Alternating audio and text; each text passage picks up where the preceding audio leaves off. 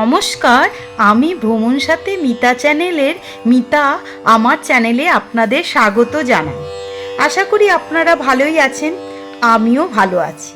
বন্ধুরা, এই পর্বে আমি আপনাদের জম্মু কাশ্মীর জেলার কাটরার কাছে তিকুট পাহাড়ের ঢালে অবস্থিত মাতা বৈষ্ণোদেবীর মন্দিরে নিয়ে যাই, চলুন।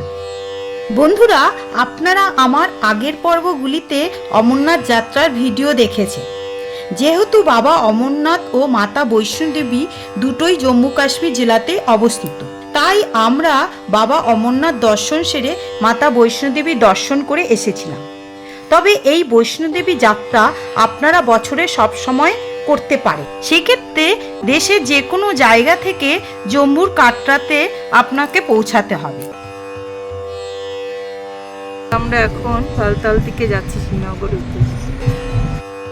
একের পর এক মনোমুগ্ধকর পাহাড়ি সৌন্দর্য উপভোগ করতে করতে আমরা চললাম। সাথে সাথে বিখ্যাত বানিহাল টানেল, পাশে পাহাড়টা দারুণ লাগছে, সিন্ধ নদী, শ্যামাপ্রসাদ মুখার্জি টানেল পর পর পার করে শ্রীনগরে এসে পৌঁছেছি।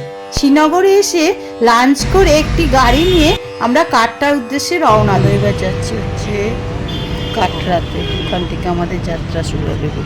আজকে সম্ভবত যাওয়ার চেষ্টা করব, কীভাবে গাড়ি পৌঁছায় সেখানে সেই বুঝে আমরা আজকে এখন বৈষ্ণবী আমি আগে থাকবো, নিয়ে তারপর একটু কিছু খেয়ে দে, যদি সম্ভব হয় আজকে হাঁটবো। কালকে তো বাবার ওখান থেকে দর্শন করে রাত নামতে নামতে হয়ে গেছে অনেক সন্ধে, সেই জন্য আজকে দিনটা একটু দেখি শরীর বুঝে তারপরে এখানে নামি। আগে স্কিপ না করে পুরো ভিডিও দেখার সবিনয় অনুরোধ রইল আপনাদের কাছে।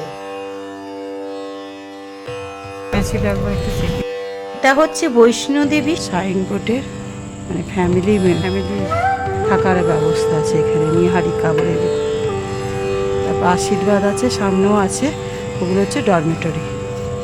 দেখিয়ে দিচ্ছি আপনাদের, এখানে সব ডরমেটরির ব্যবস্থা আছে। আপনাদের পরে আমি রুপিসগুলো বলে দেবো। বৈষ্ণোদেবী সাইনবোর্ডে ডরমেটরি ব্যবস্থা আছে, সব জায়গায় মোটামুটি থাকা জল টল ভালো ব্যবস্থা আছে। এখানে সেফটি সিকিউরিটির জন্য অনেক ব্যবস্থা আছে, অ্যাম্বুলেন্স আছে, ওখানে জল আছে এবং কড়া নিরাপত্তা ব্যবস্থা আছে।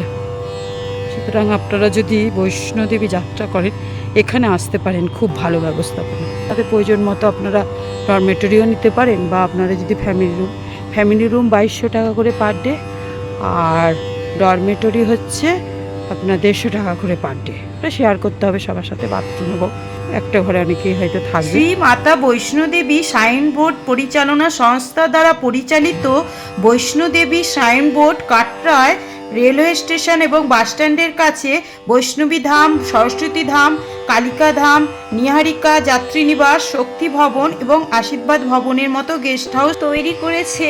বৈষ্ণোদেবী সাইনবোর্ডের ডরমেটরিতেই আমরা ছিলাম।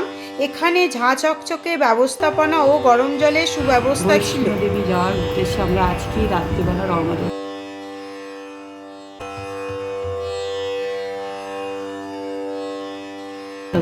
খাবার খেয়ে রওনা দেবো। এইখানে হচ্ছে এই RFID কার্ড সম্পূর্ণ বিনামূল্যে আধার কার্ড দেখিয়ে সংগ্রহ করতে হয়।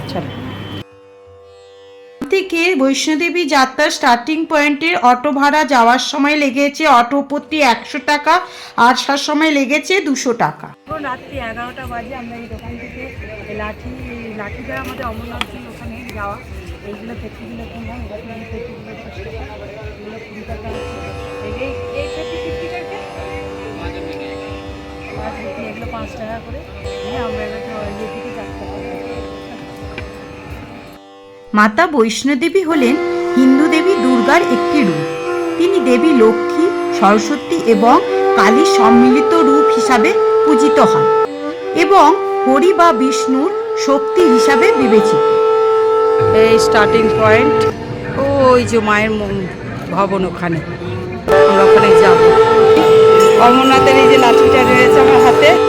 মন্দিরটি প্রায় জম্মু শহর থেকে 61 কিলোমিটার দূরে ও কাটরা থেকে 12 কিলোমিটার দূরে 5200 ফুট উচ্চতায় অবস্থিত। শীতের মরশুমে ভারী পশমি পোশাক পরে যাত্রা করতে হয়। এই যাত্রাপথে ঘোড়া, পিট্টু, পালকির ব্যবস্থা আছে এবং বাচ্চাদের জন্য প্যারাম্বুলেটর আছে। এই দেখুন, এটা হচ্ছে প্রিপেড সরকারি ঘোড়া, পিট্টু, পালকি ও প্যারাম্বুলেটর বুকিং করার কাউন্টার।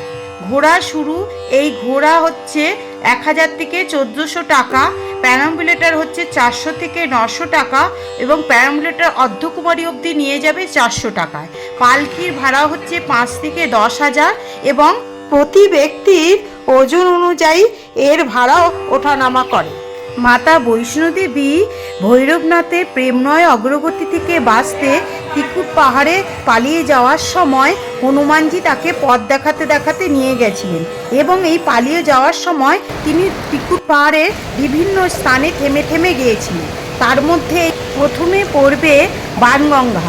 এই বাণগঙ্গাতে এখানে এসে হনুমানজির তৃষ্ণা মেটানোর জন্য স্বয়ং মা তীর দ্বারা এই নদীকে প্রবাহিত করেছিলেন এবং হনুমানজি অদৃশ্য হওয়ার পর বৈষ্ণোদেবী ওই জলে চুল ধুয়ে ফেলে। তাই এটি বাল অর্থাৎ চুল, গঙ্গা অর্থাৎ পবিত্র গঙ্গা নদীর সমার্থক তীর্থ। কেউ থাকতে পারে থাকার জন্য শ্রী বৈষ্ণোদেবী বাণগঙ্গার নদীর পরে মাতারানী এই স্থানে একটি শিলার উপর দাঁড়িয়ে লক্ষ্য করছিলেন ভৈরবনাথ কত দূরে আছেন এবং এই শিলাখণ্ডের উপর আজও তার পায়ের ছাপ স্পষ্ট আছে। এই পদচিহ্ন আজও পূজিত হয় এই চরণ পাদুকা মন্দিরের গর্ভগৃহে। আমি হাত পা ধুয়ে এই চরণ পাদুকা মন্দিরে পুজো দিতে যাই। মন্দিরের ভেতরে মাতারানীর পদচিহ্ন ছাড়া আরো অনেক দেবদেবী পূজিত হন। এটা হচ্ছে চরণ পাদুকার প্রিপেড কাউন্টার। মহাভারতে দেবী বৈষ্ণোদেবীর পূজার উল্লেখ আছে। মন্দিরটি দুর্গার প্রতি উৎসর্গীকৃত 52টি মহা বা প্রধান শক্তিপীঠের একটি বলে মনে করা হয়। উপরে চাঁদ, নিচে পাহাড়ি বাড়ি, হোটেল, খুবই সামান্য দেখাচ্ছে কিন্তু চাক্ষুষ দেখলে দারুণ লাগছে। রাস্তার ধারে প্রচুর খাবার ও প্রয়োজনীয় জিনিসপত্রের দোকানপাট আছে। সবই নিরামিষ খাবার এখানে পাওয়া যায়। এখানে টোকেন কেটে খাবার আনতে হয়। কথিত আছে যে একজন বিখ্যাত হিন্দু তান্ত্রিক ভৈরবনাথ একটি কৃষি মেলায় যুবতী বৈষ্ণোদেবীকে দেখেছিলেন এবং তার প্রেমে পাগল হয়েছিলেন। বৈষ্ণোদেবী তার প্রেমময় অগ্রগতি থেকে বাঁচতে ত্রিকুট পাহাড়ে পালিয়ে যান এবং হনুমানজি এই পথটি চিনিয়ে নিয়ে যেতে সাহায্য করেন। রাস্তায় যেতে যেতে তিনি বিভিন্ন জায়গায় থেমে থেমে যান। তার মধ্যে যদি কারোর প্রবলেম হয় এখানে ঘোড়া রাখা আছে, ঘোড়া এখান থেকেও নিতে পারে। সেক্ষেত্রে রেটটা একটু উল্টো পাল্টা ওরা দরাদরি করতে হবে, কিন্তু ঘোড়াপাড়াও থেকে আপনি যেরকম পারছি পাবেন রেট যেটা বাঁধা থাকে সাইনবোর্ডে সেই রেট অনুযায়ী, কিন্তু এখানে আপনাকে মাঝপথে নিলে দরাদরি করে উঠতে হবে। সারা রাস্তা শুধু সাদা সাদি উঠবেন। ওই যে ওপরে ছোট্ট করে দেখা যাচ্ছে ভবন, এত নিচে তো ওখানে যেতে হবে আমাদের। এরকম এরকম জায়গায় জায়গায় সেটা যাচ্ছে, একটু বসতে পারে, বস নিয়ে আবার মনের ভক্তি ও একটু সাধারণ মানের সক্ষমতা থাকলে যাত্রা অতটা কঠিন নয়। এটা হচ্ছে অর্ধকুমারী। এখান থেকে রাস্তা দুটো ভাগে ভাগ হয়ে গেছে, একটা হচ্ছে হিমকটি মার্গ আর একটা হচ্ছে হাতিমাটা মার্গ। হিমকটি মার্গ হচ্ছে 5.5 কিলোমিটার এখান থেকে ও হাতিমাটা মার্গ হচ্ছে 6.5 কিলোমিটার। এখান থেকে অর্ধকুমারী মন্দির হচ্ছে 550 মিটার। এইখানেই এক গুহায় যেখানে তিনি 9 মাস ছিলেন, যেমন করে একটি শিশু তার মায়ের গর্ভে 9 মাস থাকে। জেগে উঠছে ভোরের আলো একটু করে আমরা এই অর্ধকুমারীতে এসে পৌঁছেছি। এই অর্ধকুমারী অবধি রাস্তাটা খাড়াই, শর্টকাট রাস্তা আছে, সিঁড়ি দিয়ে যেতে হয়, সেক্ষেত্রে আপনি তাড়াতাড়ি হাঁপিয়ে যাবেন। রাস্তার মাঝখানে এইরকম লেডিস ও জেন্টস চেকপোস্টে চেকিং করা হয়ে থাকে। আস্তে আস্তে কাটরা শহর জেগে উঠছে, ভোরের আলো ফুটছে একটু একটু করে। আমরা এই অর্ধকুমারীতে এসে পৌঁছেছি। এটা হচ্ছে আমার সেকেন্ড টাইম বৈষ্ণোদেবী যাত্রা, সেই জন্য এটা গুহার রাস্তা। আমরা গেছিলাম আগে, ওই পাশ দিয়ে একটা রাস্তা আছে দিয়ে, সবাই বলে এই পাশের রাস্তাটা ইজিয়েস্ট এবং গুহা দিয়ে একবার যাওয়ার একবার ট্রাই করি, দেখি কী বলে কী কীরকম লাগে। বৈষ্ণোদেবী মন্দিরের অনুষ্ঠিত সবচেয়ে বিশিষ্ট উৎসবগুলি হলো নবরাত্রি ও দীপাবলি।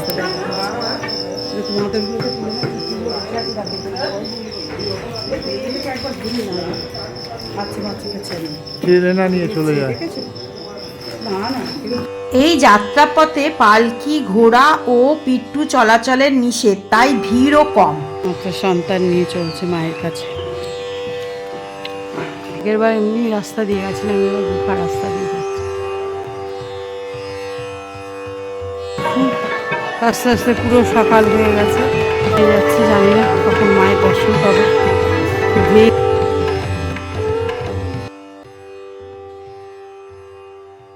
জায়গায় জায়গায় চেয়ার আছে, দেখুন মাঝে মাঝে মানুষের খানিক্ষণের সময়ের জন্য জিরিয়ে নিয়ে আস্তে আস্তে এগোতে পারে।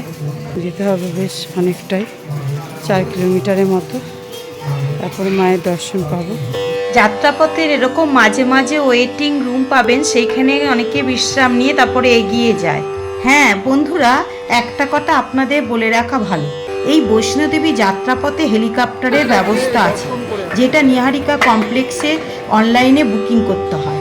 2200 থেকে 2400 টাকা হচ্ছে ওয়ান ওয়ে, এবং যাওয়া আসা হচ্ছে 4200 থেকে 4500 টাকা। একদম সারা রাস্তাটা জুড়ে সেট আছে, মানে ম্যাক্সিমাম জায়গায়। বৃষ্টি বৃষ্টি পড়লে যাতে না অসুবিধা হয়, কিছু কিছু জায়গায় সেট নেই, এক জায়গায় সেট রয়েছে। অর্ধকুমারী থেকে ব্যাটারি চালিত গাড়ি চলে, যেটা অনলাইনে বুক করতে হয়, যার ভাড়া 450 টাকা। মন্দিরের সামনে এরকম লকার ব্যবস্থা আছে, যেখানে আপনি ব্যাগ, মোবাইল সমস্ত রাখতে পারেন। ওপরে লিখিত সমস্ত কিছুই রেখে যেতে হবে, শুধুমাত্র জলের বোতল ও টাকা পয়সা নিয়ে যেতে পারবেন, কারণ লাইনে অনেকক্ষণ ওয়েট করতে হয়। এখানে আধার কার্ড দেখিয়ে চাবি নিয়ে মালপত্র রাখতে হয়, তার জন্য কোনো মূল্য দিতে হয় না। আবার দর্শন সেরে মালপত্র নিয়ে চাবি জমা দিয়ে যেতে হবে।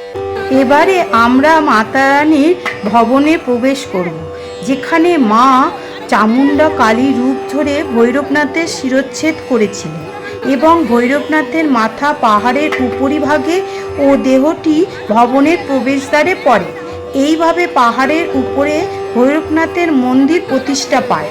মা বৈষ্ণোদেবী অনুতপ্ত ভৈরবনাথের পরিত্রাণের জন্য বিধান দেন যে মায়ের দর্শনের জন্য আগত তীর্থযাত্রীরা ভৈরবনাথের দর্শন না করলে তীর্থযাত্রা ফলপ্রসূ হবে না। ভৈরবনাথের মন্দিরটি পাহাড়ের 2 থেকে 2.5 কিলোমিটার উপরে অবস্থিত, যেখানে আপনি হেঁটে অথবা রোপওয়ের মাধ্যমে যেতে পারেন।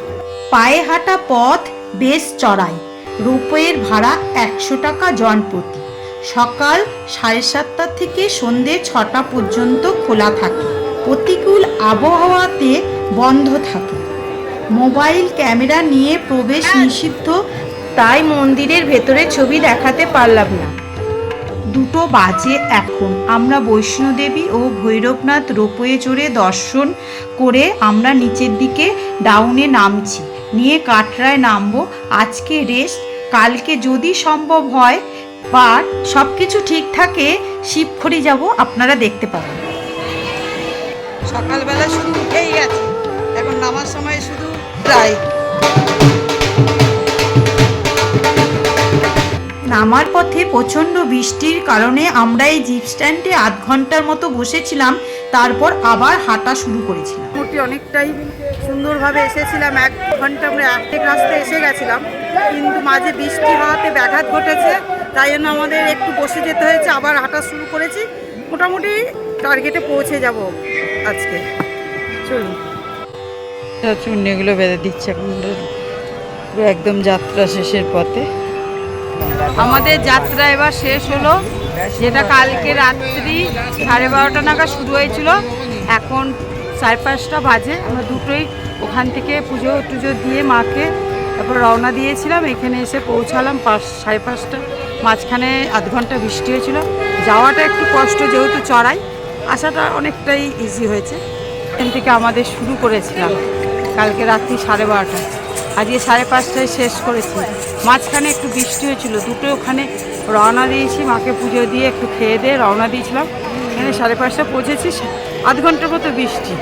যাওয়ার সময় প্রচুর চড়াই, কষ্ট হয়েছে, কারণ বিশেষ করে অমরনাথ করেছি, শরীরটা একটু ছিল, কিন্তু এখন আসার সময় অতটা কষ্ট হয়নি, শুধু একটু বৃষ্টিটা একটু অবস্ট্রাকশন হয়েছে। ভালো থাকবেন সবাই, ভিডিওটি শেয়ার, লাইক এবং সাবস্ক্রাইব করবেন। জয় মাতা দি। এবং ভিডিওটি ভালো লাগলে সুন্দর কমেন্টস করে আমাকে নতুন ভিডিও বানানোর জন্য উৎসাহিত করবেন। সকলকে অসংখ্য ধন্যবাদ। নমস্কার। জয় মাতা দি।